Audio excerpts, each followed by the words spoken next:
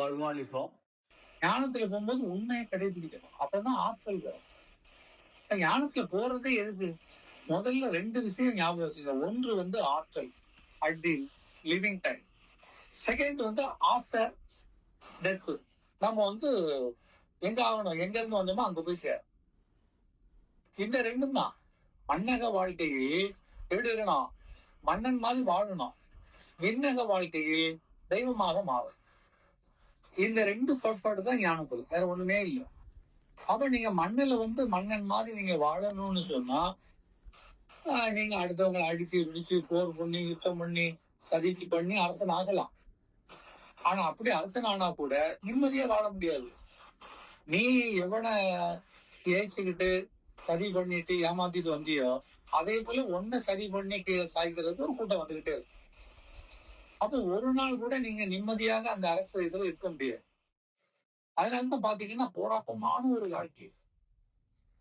அப்ப இந்த போராட்டமான வாழ்க்கையில் அமைதி பெறுவது எப்படி, நிம்மதியை பெறுவது எப்படி சொன்னா அதுக்கு பார்த்துட்டு நீங்க போற ரூட் அல்ல. என்ன ரூட்டு? வேற ரூட்.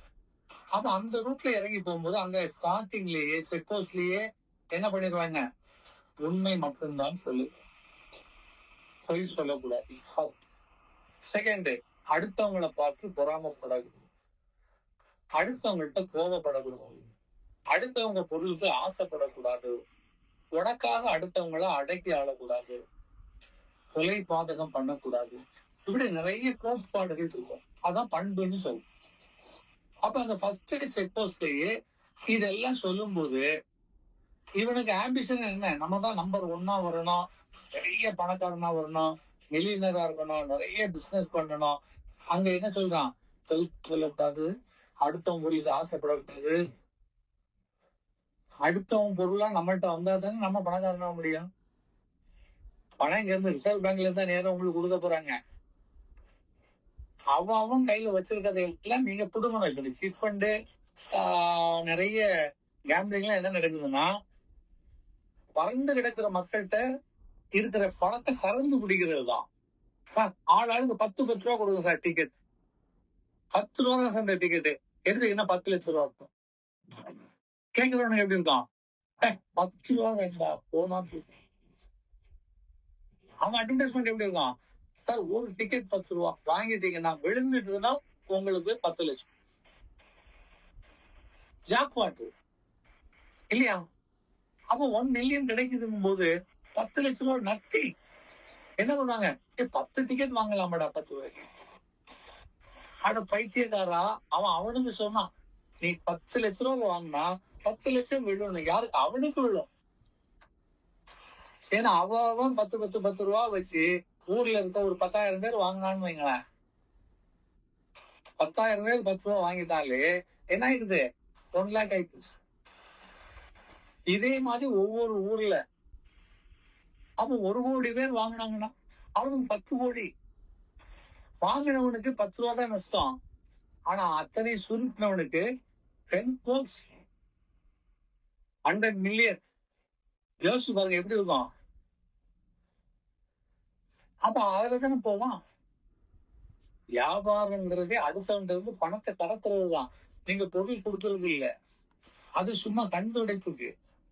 நீங்க நல்லா பாருங்க, பெரிய வியாபாரிகள் என்ன பண்ணுவாங்கன்னா துணி எடுத்து வந்திருப்பான், வெளியூர்ல இருந்து பட்டுப்புடைகள் கொண்டு வந்திருப்பான். அங்க அவன் 1000 ரூபாய்க்கு தான் வாங்கியிருப்பான். அந்த 1000 ரூபாயிலையும் பேரம் பேசி 500 ரூபாய் அட்வான்ஸ் கொடுத்துட்டு நான் வித்துக்கிட்டு உனக்கு மீதி அனுப்புறேன் 500 ரூபா. இங்க 10,500 ரூபான்னு ரேட் சொல்லுவான். யோசிச்சு பாருங்க. இது எப்படின்னா ரெடி கேஸ். நீ கையில கொடுக்கணும் 10 ரூபா, இல்ல உனக்கு இன்ஸ்டால்மெண்ட்ல தானே 15,000. நம்ம ஆளுகளும் வாங்கிட்டு போவாங்க. அப்ப அவன் எப்படி பிசினஸ் சம்பாதிக்கிறான் பாருங்க. 500 ரூபா தான் முதல் போட்டிருக்காங்க, மீதி கொடுக்க 500 உங்கள்கிட்ட வாங்கினதுதான். உங்கள்கிட்ட எவ்வளவு வாங்குறான்? 10,500. அந்த 500 ரூபாய் சேர்த்து 10,500 ரூபாய் வாங்குறான் ஒரு புடவைக்கு. 10,000. அப்ப அவன் செலவு பண்ணது 500க்கு, உங்கள்கிட்ட 10,500 ரூபாய் வாங்கிட்டு அவனுக்கு லாபம் எவ்வளவு வருது? 10,000. கொஞ்சம் யோசிச்சு பாருங்க. 10,000 லாபம். அப்ப பணம் சம்பாதிக்கணும்னா அடுத்தவங்க வந்து புடுங்கினா மட்டும்தான் உண்டு. நான் யோக்கியமா இருந்துகிட்டு அதெல்லாம் செய்ய மாட்டேன் சார். ஐயோ, அந்த மாதிரி இதெல்லாம் நமக்கு ஆகவே ஆகாது. எங்க போயிருக்கணும், சுடுகாட்டில் தான் இருக்கணும். சிவபெருமான் அதனால தான் அங்க போய் நின்றார். திருப்பதி வெங்கடாச்சலம் எங்க இருக்கிறாரு? கோயில் மண்டபத்துல கலை சூழ நகையெல்லாம் போட்டுக்கிட்டு. ஏன்னா வந்தவன் எல்லாம் புடுங்கிட்டு இருக்காங்க. ஏன்னா பணம் விரிந்து கிடக்கிறது. அத வியாபாரம்னா புடுங்குறதுதான் வேலை, வேற ஒண்ணுமே இல்லை. நீங்க ஜென்யூன் பிசினஸ் எப்பவுமே ரன் பண்ண முடியாது. ஓடவே ஒரு காய்கறி கடைக்காரன் வச்சிருக்கான். அவன் இன்னைக்குதான் ஒரு குருவை போய், சாமி நான் வந்து வியாபாரம் ஆரம்பிக்கிறேன், எனக்கு ஆசீர்வாதம் பண்ணுங்க. போலாமா குருகிட்ட எல்லாம் வியாபாரம் பண்றேன்னு கேட்டு விவரம் கேட்ட பையன். அவன் என்ன பண்ணான், சும்மா சாமிக்கு போய் தேங்காய் உடைச்சிட்டு அவன் பாட்டு போக வேண்டியதுதான்.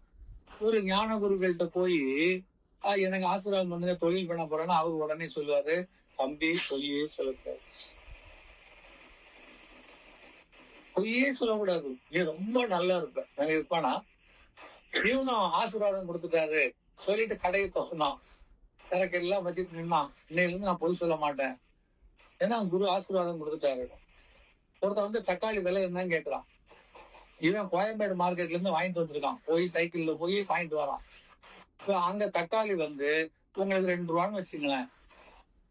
2 ரூபாய்க்கு தான் தக்காளி 1 கிலோ. அங்க இருந்து வாங்கிட்டு வந்து இங்க கடையில வச்சு கடை வியாபாரம் வாடகை கொடுத்து இவனுடைய சம்பளம் இதெல்லாம் பார்க்கணும். இப்ப அவன் உண்மைதான் சொல்லணும்னு உடனே அவன் எவ்வளவுன்னு கேட்டவனே இவன் என்ன சொல்லணும், உண்மை பேசுறா இருந்தா, இந்தப்பா நான் வந்து 2 ரூபாய்க்கு தக்காளி வாங்கிட்டு வந்திருக்கேன்பா, நீ எனக்கு 3 ரூபா கொடுப்பானா? நீ 2 ரூபாய்க்கு தான் வாங்கினேன்னு சொன்ன பிறகு அவங்க கொடுக்க மனசு வருமா? ஏம்பா 2 ரூபாய்க்கு வாங்கிட்டு 3 ரூபா கேக்குறியே, கொஞ்சம் கூட வச்சுக்க கூடாதா? சரி அப்ப 2 ரூபா 50 காசு கொடுங்களேன். இவனுக்கு மனசுக்குள்ள என்ன பேருன்னு அதுக்குள்ள வாங்க வந்தவனுக்கு இது மட்டும் 2 ரூபா உண்மையாட்டா இருக்கும். ஏதோ ஒரு 50 காசு 1 ரூபாய்க்கு வாங்கிட்டு வந்து நம்மள்ட்ட 2 ரூபாங்கிறான். அப்பதான் நம்ம வந்து கொடுப்போம் சொல்லி பூட்டி வச்சு சொல்றான்ட்டு இவன் எவ்வளவு கேட்பான், 50 பைசா கேட்பான். ரொம்ப நெஞ்சிலன்னா 1 ரூபா. இவன் 2 ரூபாய்க்கு வாங்கி 1 ரூபா கொடுக்க முடியுமா? உண்மை பேசலான்னா அன்னைக்கு முழுக்க ஒரு சாமம் போக. மறுநாள் தக்காளி அழுகி தூரதான் வீசணும். வட்டிக்கு பணம் வாங்கியிருப்பான், அது டபுளா எகிரிடும்.